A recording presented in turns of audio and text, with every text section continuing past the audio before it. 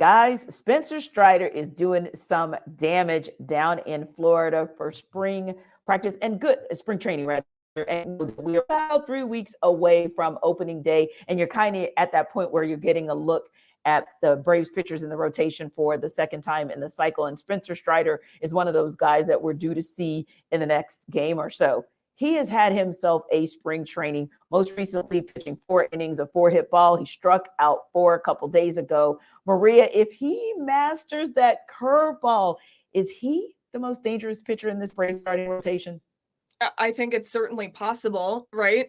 He threw a curveball when he was in college at Clemson and kind of got rid of it when he went to the major league level. And he's really lacked another pitch that would give him some more oomph, especially against those lefties.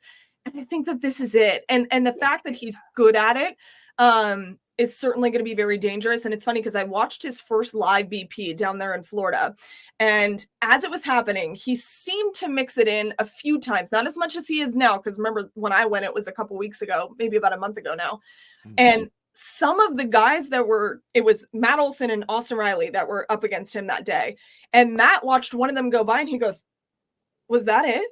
And they were shocked that it was coming out so quickly and so dominantly. And that was just the beginning of him mixing in this pitch. So he's so cerebral. He's one of the most interesting players I think I've ever been around in my career. And the way that he navigates pitching is like a Sudoku puzzle, honestly. And so it's fun to watch. And I think him adding this, he's going to be one of the best pitchers in Major League Baseball without question, because what he did last year, and you know how dangerous his fastball slider combo is, you add this in and consistently, that's terrifying.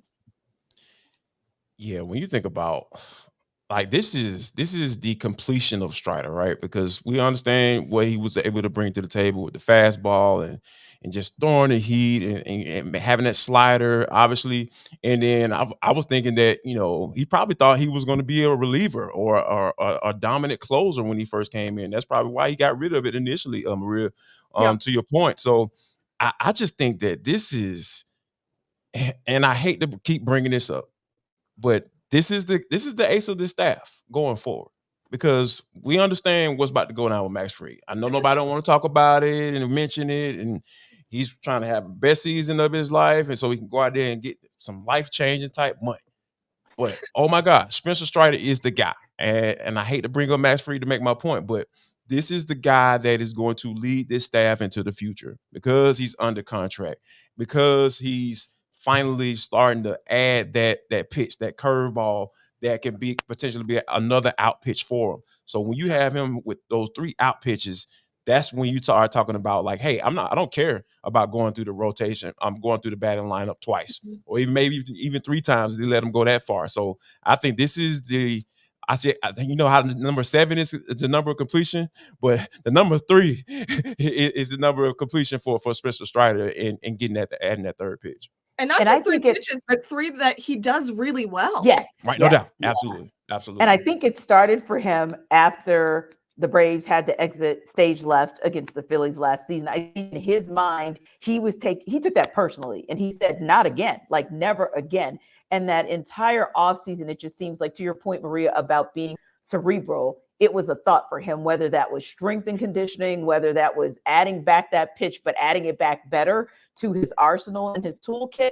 And I kind of he's already kind of angry Spencer Strider, like that's him. And when I say angry, I say that with love, but I like angry Spencer Strider because I think that's how he's going from being a thrower, a flamethrower, to a full-on pitcher. And like Jarvis said, arguably the ace of the staff. And when you look at the staff and some of the things that we're seeing, like Charlie Morton is getting after it, and it's like, okay, this guy just keeps tapping into the fountain of youth. Or you see what Chris Sale has been able to do, showing you flashes of the old Chris Sale, and we could go on, and we might see some things. We hope to see some good things out of Bryce Elder when he hits the bump this afternoon. When you look at this staff, Jarvis, what's maybe that one word that you think of about this pitching staff overall?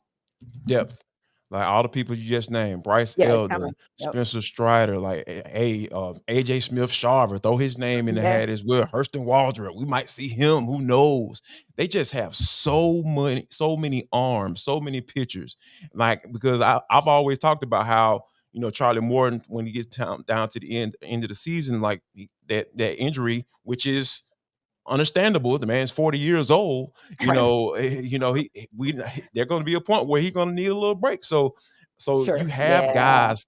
You have a guy who made an All-Star in the first half of the season in Bryce Elder to come in and step in. You have a guy in Hurston Waldrop who flew up the minor league rankings last year once the Braves drafted him. And then you just have so many AJ Smith-Shawver who came in and shown you that, hey, this guy needs to stick around. So they just have so many arms. And the first word that comes to mind when I see this pitching staff, it has to be absolutely 1,000% depth. They have it, and they are going to be able to roll with it throughout the season.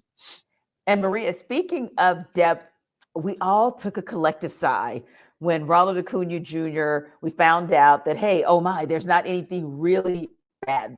The meniscus, yeah, it's a little irritated, but we'll take irritation over anything that's more major, right?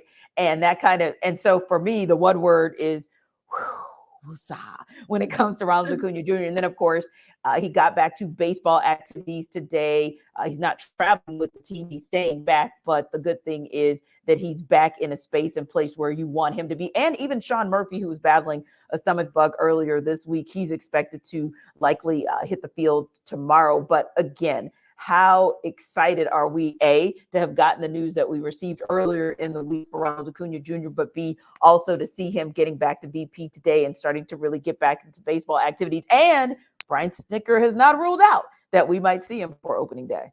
Yeah, I mean, even Alex Anthopoulos said they anticipate him to be ready to go for opening day. And yeah, it's a big sigh of relief. He's your reigning National League MVP. Of course, you want him to play on opening day, and you want him there the whole time. And Yes. Ronald is, I like to compare him to a bull because he's hard to hold back.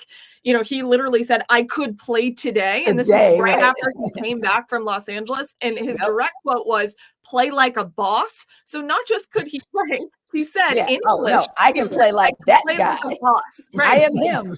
Yeah, exactly. It's the viral video that Reggie Chapman took a couple years ago where, Ronald coming off the injury, hit a home run out of the ballpark at Cool Today Park, and he just said, I'm back. It's the same vibes. And so that is exactly what you expect out of him. And of course you want him in this lineup. He's so meaningful, and I just expect even better things from him. He's not one to put numbers on expectations for himself, personal numbers, but he kind of said on MLB Network that 50-50 is not out of the realm of possibility. And I'm thinking we're talking buku numbers, we're talking craziness, but to him, it's, well, that's just the next step for me. I already did this, so let me just keep checking it off until I can't be stopped. So it's exciting. He's so crucial to that lineup, and I think you got to watch it really carefully, though, because obviously it's a little concerning.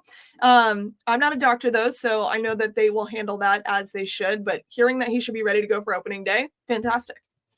Indeed. And when we did MLB Locked On previews going all around Major League Baseball, one of the questions that we asked, and hopefully you guys be able to check that out on our national channels, one of the questions we asked was about that NL MVP and, of course, AL MVP race too. And the funny thing is, we would ask each of our hosts to kind of tell us who they thought was coming out of their division and who they thought was coming maybe off their team.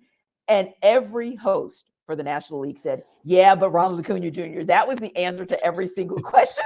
So the fear of God has officially still is there and is still there, has been there and will be there for all of the National League and Major League Baseball is on alert as well. Listen, speaking of being on alert, we were on alert last night for a moment, had a scare in the city. We'll talk about it when we go around the metro.